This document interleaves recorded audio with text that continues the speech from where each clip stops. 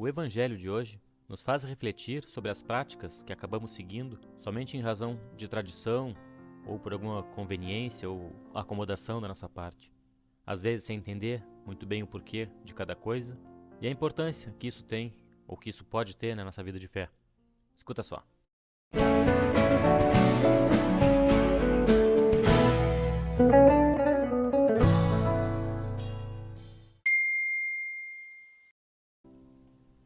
Proclamação do Evangelho de Jesus Cristo segundo Marcos. Naquele tempo, os fariseus e alguns mestres da lei vieram de Jerusalém e se reuniram em torno de Jesus. Eles viam que alguns dos seus discípulos comiam o pão com as mãos impuras, isto é, sem as terem lavado. Com efeito, os fariseus e todos os judeus só comem depois de lavar bem as mãos, seguindo a tradição recebida dos antigos.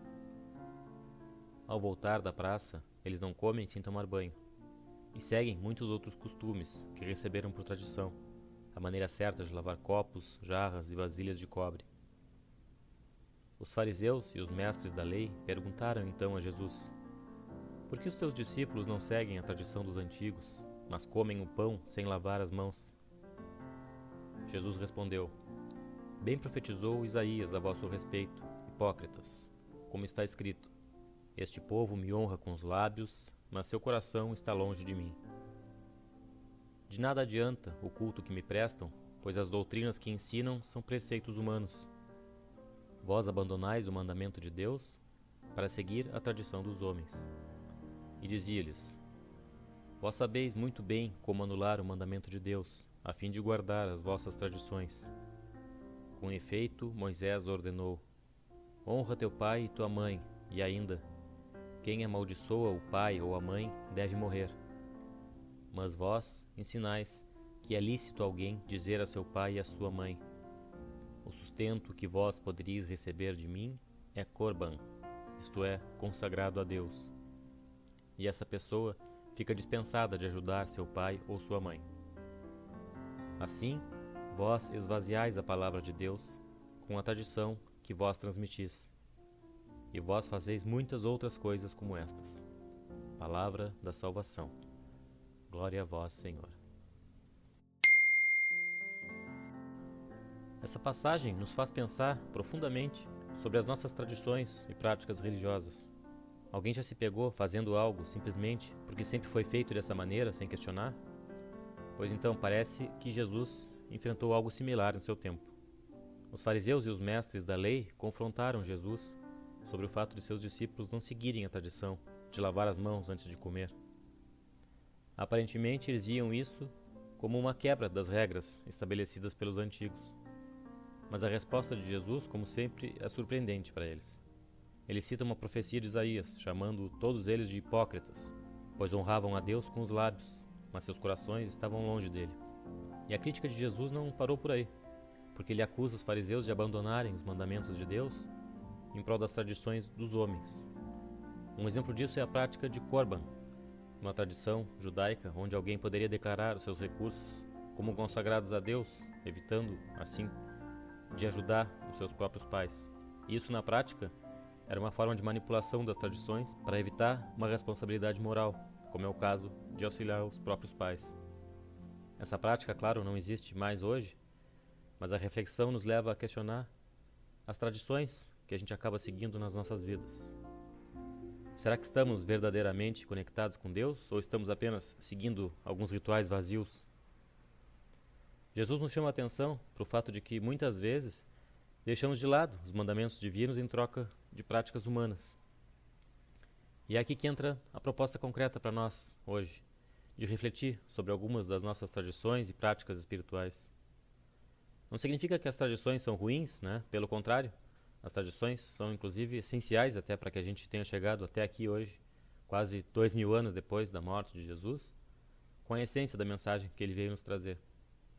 Mas algumas coisas a gente acaba deixando perder esse sentido, especialmente no que diz respeito às nossas práticas pessoais.